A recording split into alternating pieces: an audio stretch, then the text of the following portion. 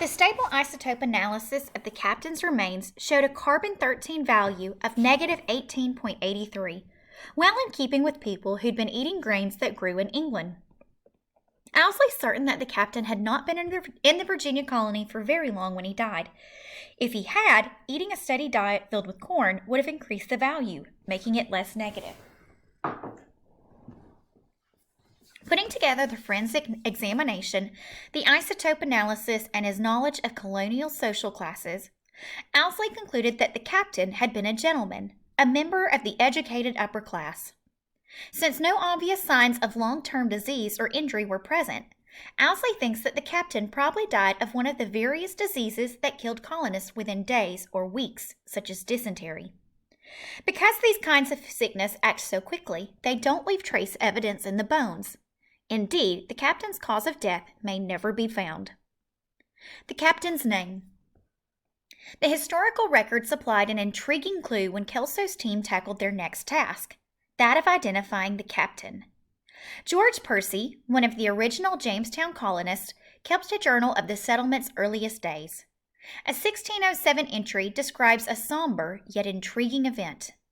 The 22nd day of August, there died Captain Bartholomew Gosnold, one of our council. He was honorably buried, having all the ordnance cannons in the fort shot off with many volleys of small shot.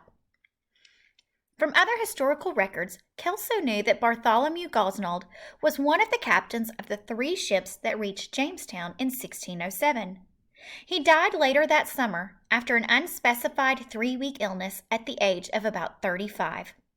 Could this honorably buried man be the captain? A leading staff like the one Kelso's team found in the captain's grave is certainly a sign of such a burial. The use of a shroud and a coffin would have also been fitting for a man with the status of a ship's captain and gentleman. So here are the 3 ships that sailed up the James River in 1607. We have the Godspeed left, right here. So here's the Godspeed. The Susan Constant here in center, and the Discovery on the right. Bartholomew Gosnold captained the Godspeed, which is right here, and died only a few months after arriving in what became Jamestown, Virginia. Data the team had gathered via forensic analysis also fit Gosnold's biography.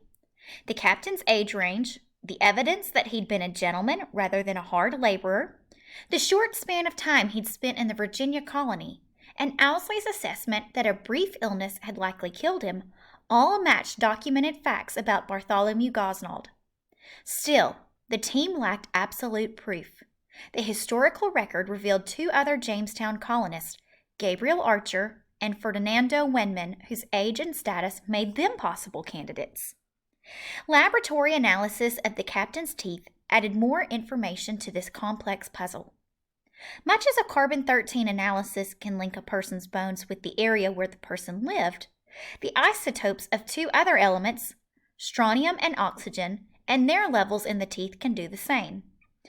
Isotopes of these 2 elements are found in varying amounts as components of the soil in different regions.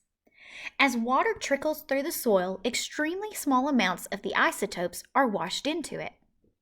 In this way, they become part of the region's drinking water. As children drink the water, their developing teeth absorb the isotopes, which become part of the teeth's enamel, or hard outer covering. The amount of each isotope in the tooth enamel remains constant as a person grows older. By measuring these amounts and comparing them to the isotope levels in the soil of various regions, scientists can often determine where an individual grew up. The analysis of the captain's tooth enamel revealed that his remains may belong to Archer, who died in 1609 to 1610 during the starving time, or to Wenman, who died shortly thereafter in 1610. Both of these men grew up in parts of England, with soil isotope levels consistent with those found in the captain's tooth enamel. But the results don't rule out Gosnold. Similar soil conditions also occur not far from the place Gosnold was raised, though not in the exact location. Kelso doesn't believe that either Archer or Wenman, although important in the Jamestown settlement, had attained a status that would have warranted placing a leading staff in their graves. That was an honor reserved for a man entitled to the highest respect, as Gosnold was. As Kelso put it, we've got Bartholomew Gosnold until it can be proven otherwise. So it could be these three gentlemen, but because Bartholomew Gosnold was higher in rank, they believe that it was him. But why would an honored gentleman have been buried outside the fort, given that the majority of Jamestown earliest dead, J.R. 1225b among them, were buried within the fort, near the area where the archaeologists think a church once stood? Kelso speculated that perhaps the Englishmen made a big ceremony out of Gosnold's burial as a show of force to quell rumors that many were dying. Burying Gosnold outside the fort with great ceremony might have been intended to create the appearance that this death was unusual and that the settlers were, on the whole, thriving. So they're saying that if they made this big ceremonial show of burying Bartholomew Gosnold outside the fort, then it would tell the Native Americans that everything was going well inside the fort. Why are Kelso and his team so gratified to have identified Gosnold's remains? He was very important, but we don't know much about him, explained Kelso. While the name Bartholomew Gosnold may be unfamiliar to contemporary Americans, he was well known and respected among English traders of his time.